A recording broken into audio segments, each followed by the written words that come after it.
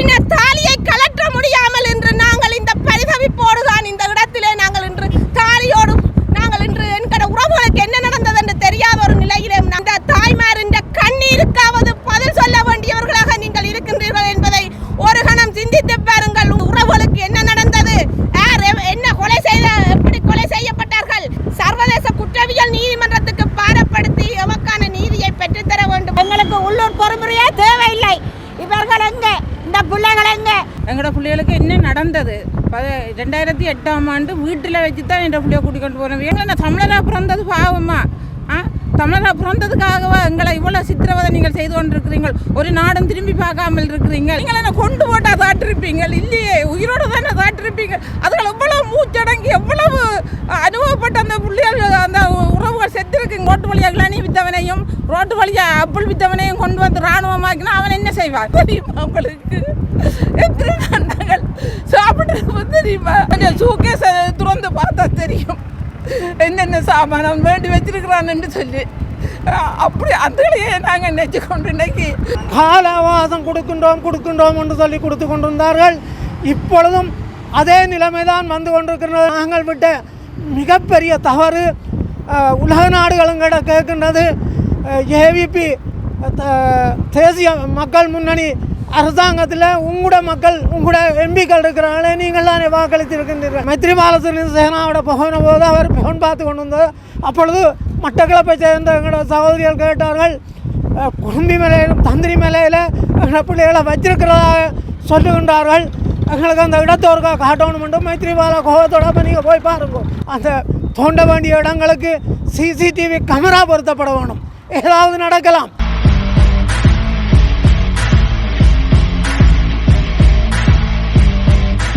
திலீபன் அண்ணாவின் 11வது நாளிலும் அவர் ஒரு அகிம்சை வழியிலாக போராடி இந்த மக்கள் புரட்சி வெடிக்க வேண்டும், ஒரு சுதந்திர காற்றை நாங்கள் சுவாசிக்க வேண்டும் என்பதற்காகவே அவரும் இந்த வேளையிலே நல்லூர் வீதியிலே அவர் உண்ணாவிரதம் இருந்து தன் உயிரை ஈர்த்த நாட்களிலே நாங்களும் உண்டு எமது சர்வதேச நீதிக்காக நாம் உண்டு குரல் கொடுப்பதற்காக இந்த 60வது கூட்டத்தொடரிலே ஜெனீவாவில் நடைபெற்று கொண்டிருக்கிற 60வது கூட்டத்தொடரிலே எமக்கு உள்நாட்டு பொறிமுறை தேவையில்லை, சர்வதேச பொறிமுறையூடாக நீதி வழங்கப்பட வேண்டும். இந்த செம்மணி புதகுழியிலே எமது உறவுகள் இன்றும் சிதைக்கப்பட்டு புதைக்கப்பட்டிருக்கின்றார்கள். அவர்கள் யார் என்பதை கண்டுபிடிக்க வேண்டும். அவர்களுக்கு எந்த சித்திரவதைகள் செய்யப்பட்டவர்கள் அங்கு புதைக்கப்பட்டிருக்கின்றார்கள் என்பதை நாம் நீதியை நிலைநாட்ட வேண்டும். இந்த உறவுகளுக்கு நிரந்தரமான ஒரு தீர்வு கிடைக்கப்பெற வேண்டும் என்பதற்காகவும் நாம் இன்றைய தினம் இந்த சுழற்சி முறை போராட்டத்தை ஆரம்பித்திருக்கின்றோம். எனவே நாம் நீண்ட காலமாக காத்திருப்போடு ஏமாற்றப்பட்ட சமூகமாகவே இன்று நாங்கள் இந்த இடத்தில் இருக்கின்றோம். எனவே நாம் இனப்படுகொலையின் முதல் புள்ளியாக இருக்கின்ற இந்த செம்மணி புதைகுழி அகழ்வின் மீது அகழ்வு தோண்டப்பட்டு கொண்டிருக்கின்றது. எனவே அதில் சர்வதேச நிபுணத்துவங்கள் அதில் பிரசன்னமாக வேண்டும். எமக்கான சரியான மரபணு பரிசோதனைகள் செய்யப்பட்டு எங்களுக்கான நீதி வழங்கப்பட வேண்டும் என்பதும் இந்த உறவுகள் இன்று நினைத்து பாருங்கள். எத்தனையோ தாய்மார்கள் தனது 10 மாதம் சுமந்த பிள்ளை வயிறு கொதிக்குதடா என்ற ஒரு போர்வையிலே இன்று தாம் பசியோடு இந்த இடத்திலே வீற்றிருக்கின்றார்கள். அதே போன்று கட்டின தாலியை கலற்ற முடியாமல் இன்று நாங்கள் இந்த பரிதவிப்போடுதான் இந்த இடத்திலே நாங்கள் இன்று தாலியோடு நாங்கள் இன்று என்கிற உறவுகளுக்கு என்ன நடந்தது என்று தெரியாத ஒரு நிலையிலே நாங்கள் இன்று இதில் நிற்கின்றோம். அதே போன்று சகோதர சகோதரிகளை தேடி தமது உறவுகளுக்காக இவ்விடத்திலே அவர்களும் உண்ணாவிரத இன்று இருக்கின்றார்கள். அதே போன்றுதான் எத்தனையோ உறவுகள் தனது மகன் வருவாரா, கணவர் வருவாரா, சகோதரன் சகோதரி வருமா என்ற ஏக்கத்தோடு தான் இந்த இடத்திலே இன்றைய உணவு தவிர்ப்பு போராட்டத்திலே இருக்கின்றது. எனவே சர்வதேசம் மீண்டும் மீண்டும் எங்களை ஏமாற்றல் கால அவகாசம் கொடுக்காமல் சர்வதேச நீதி பொறிமுறையூடாக எமக்கு இந்த ஜெனீவாவில் நடக்கின்ற கூட்டத்தொடரிலாவது எமக்கான நீதி வழங்க வேண்டும் என்பதை தான் நாம் இந்த இடத்துல ஒரு கோரிக்கையாக முன்வைக்கிறோம். எனவே நாம் இந்த தமிழர்களாகிய நாம் இனப்படுகொலை செய்யப்பட்டு இன்றைக்கு 18 வருடங்களாக இருக்கின்ற போதும் நாம் இன்றைக்கு தொடர்ச்சியாக அரசியல் கைதிகள் விடுதலை செய்யப்படாமல் சிறையிலே வாடிக்கொண்டிருக்கின்றார்கள். எமது தாய் நிலங்களாகிய வடக்கு கிழக்கு பிரதேசங்கள் அபகரிக்கப்பட்டு கொண்டிருக்கின்றன. இராணுவ மயமாக்கல் தொடர்ச்சியாக நடைபெற்றுக் கொண்டிருக்கின்றன. புத்த விகாரைகள், சட்டவிரோதமான புத்த விகாரைகள் இங்கு நடைபெற்றுக் கொண்டிருக்கின்றன. எனவே இந்த பௌத்த மயமாக்கலை உடனே நிறுத்தி சுய நிர்ணய உரிமையோடு நாங்கள் இங்கே வாழ்வதற்கு இந்த சர்வதேசத்துக்கு அனுசரணையாக இருக்கின்ற நாடுகள் அனைத்தும்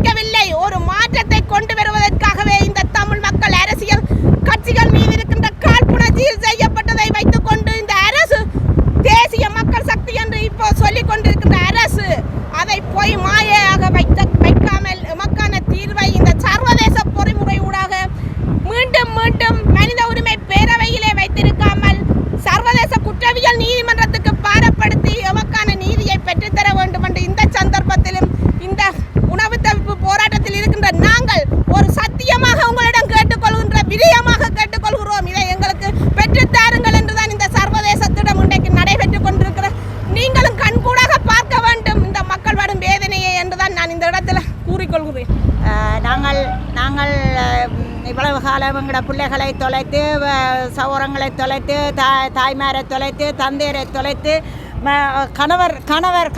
கணவரை தொலைத்து இன்று வரையும் தேடி அலைஞ்சு திரிகின்ற இந்த நேரத்திலே நாங்களும் இவ்வளவு காலமும் நாங்கள் நீதி எங்களுக்கு கிடைக்கும் என்று சொல்லி நாங்கள் எதிர்பார்த்து கொண்டிருந்தோம். அதாவது நாங்கள் இங்கே எங்களோட உள்ளூர் பொறுமுறையை நீதியையோ நாங்கள் எதுவும் ஏற்கப்படவில்லை. நாங்கள் சர்வதேச பொறுமுறையைத்தான் நாங்கள் எதிர்பார்த்து கொண்டிருக்கின்றோம். அவரை இந்த பிள்ளைகளை கூட சரணடைந்தவர்கள், இவர்களைப் போல எத்தனையோ குடும்பங்கள் எல்லாம் சரணடைந்தவர்கள். இந்த சரணடைந்தவர்களை என்ன சொல்லி கூப்பிட்டீர்கள்? உங்களுக்கு மன்னிப்பாக உங்களுக்கு விசாரணை செய்து விடலாம் என்றுதான் கூப்பிட்டார்கள். அதுபோல் எத்தனையோ குடும்பங்களும். ஆனால் இவ்வளவு காலம் எங்களுக்கு நீதி கிடைக்கப்படவில்லை. சர்வதேசத்திடம் தான் நாங்கள் நீதியை கேட்கின்றோம். இங்கே அணையா விளக்கில் வந்து ரோக்கப் வந்து சொல்லிட்டு போனார், நான் தான் அதை செய்கிறேன் இதை செய்கிறேன்னு. இன்றைய நிலையில் உள்ளூர் பொறுமுறை அவர்கள் சொல்லிவிட்டார்கள். எங்களுக்கு உள்ளூர் பொறுமுறையே தேவையில்லை. இவர்கள் எங்கே? இந்த பிள்ளைகள் எங்கே? இந்த புதகுழியில் புதைக்கப்பட்டவர்கள் யார்? அவர்களுக்கு என்ன கூறப்படுகிறீர்கள்? அவளுக்கு என்ன நடக்க போகுது? அவர்கள் என்ன மாதிரி அவர்களுக்கு மறுபடி பரிசோதனை செய்து அவர்களை கண்டுபிடிக்க வேண்டும். அவர்களை உறவினர்களை ஒப்படைக்க வேண்டும். நாங்கள் அதைத்தான் கேட்டுக்கொண்டிருக்கின்றோம்.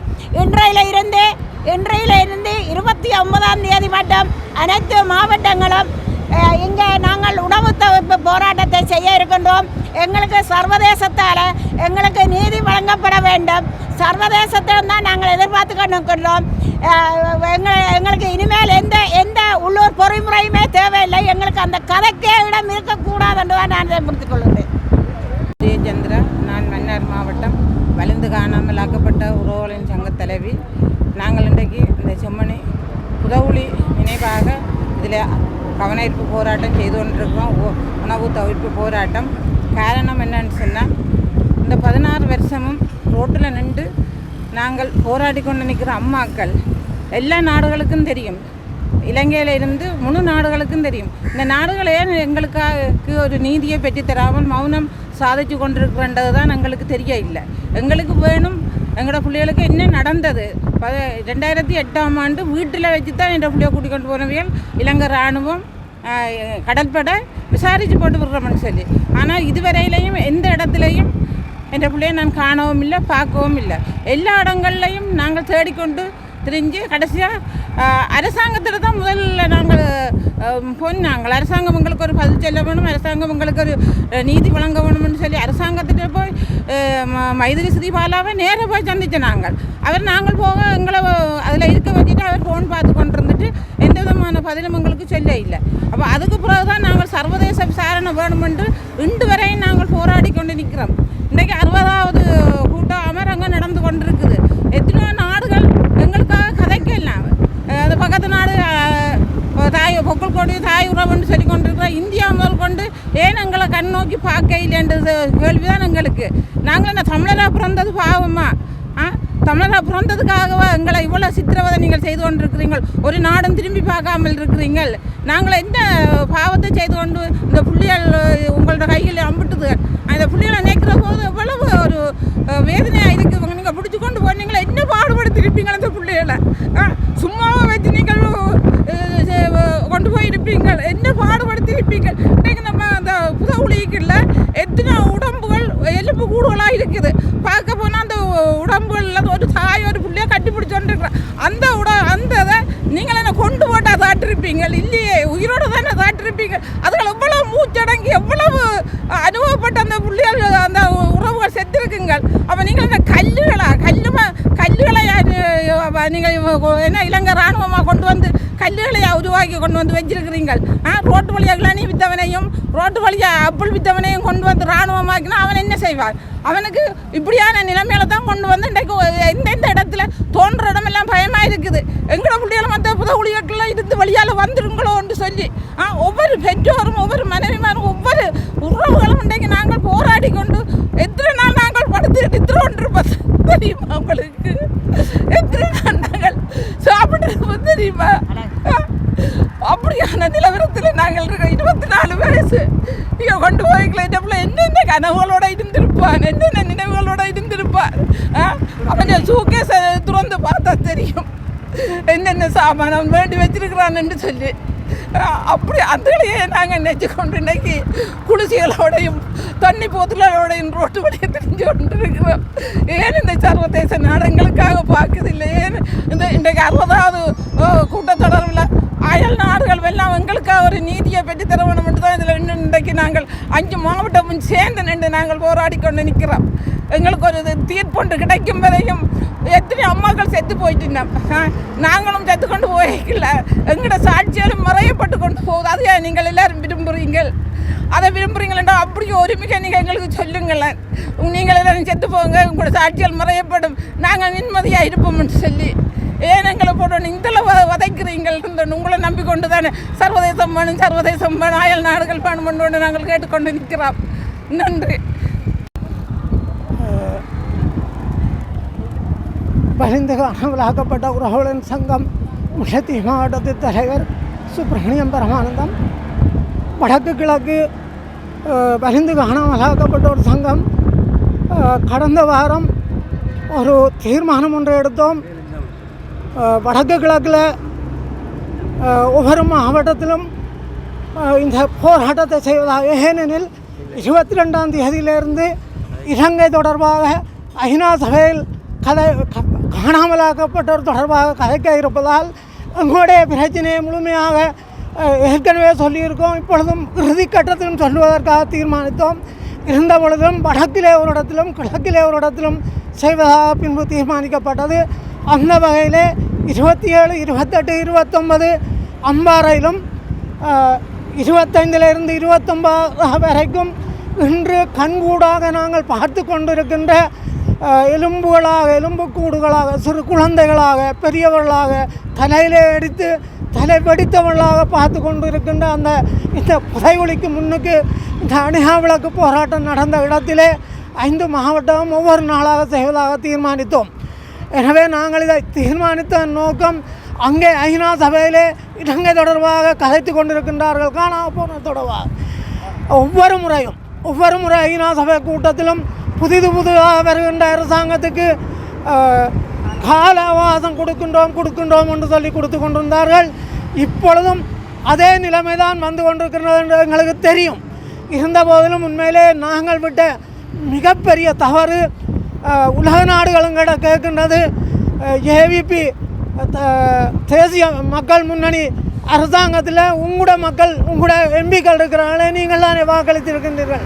அந்த மிகப்பெரிய தவறை விட்டதால் அவர்களுடைய கால அவகாசம் கொடுக்க போகின்றோம் என்று சொல்கின்றார்கள்.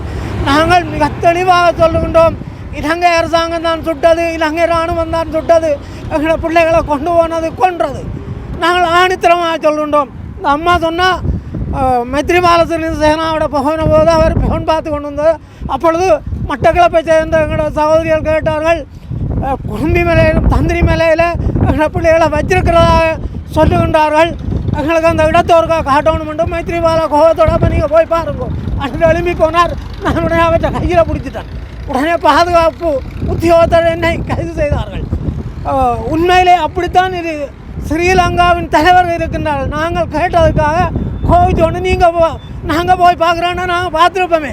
ஏன் அரசாங்கத்தை கேட்குறோம்? எங்களுக்கு தெரியும் இந்த அரசாங்கம் கடைசி வரைக்கும் மூடி மறைக்க போகின்றது.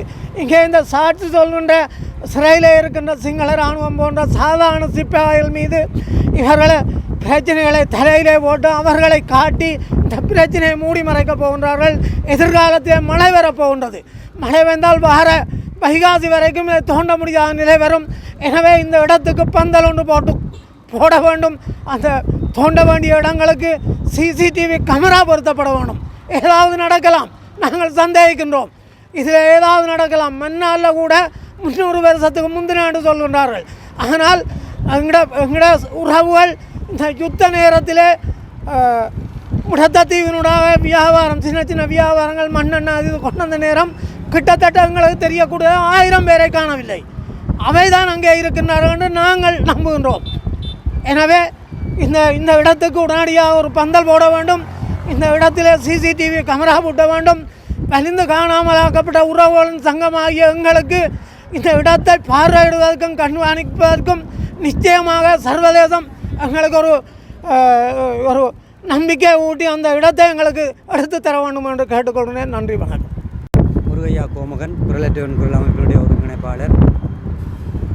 ஐநாவினுடைய அமர்வு நடந்து கொண்டிருக்கின்ற இந்த நேரத்தில் எங்களுக்கான நீதியை பெற்றுக்கொள்வதற்காக வலிந்து காணாமலாக்கப்பட்ட உறவுகள் போராட்டத்துக்கு அழைப்பு விட்டிருக்கிறார்கள். இன்றைக்கு தொடர்ச்சியாக 5 நாட்கள் நடைபெறும் இந்த போராட்டத்திற்கு எங்களுடைய மக்கள் பார்வையாளர்களாக இருந்துட்டு போகாமல் பாதிக்கப்பட்ட உறவுகளின் நீதிக்காக அணிதிரண்டு அவர்களுடைய கண்ணீருக்கு விடுதலை வேண்டி உங்களுடைய பங்களிப்பை இந்த அம்மாக்களுக்கு இணைக்க வேண்டும் என்று கேட்டுக்கொள்கிறோம். அதே நேரத்தில் தொடர்ந்து பாதிக்கப்பட்ட தரப்பு என்ற வகையில் குரலற்றவன் குரல் அமைப்பு இதுக்கு ஆதரவினை செலுத்தி வரும் எந்த நேரத்திலையும்.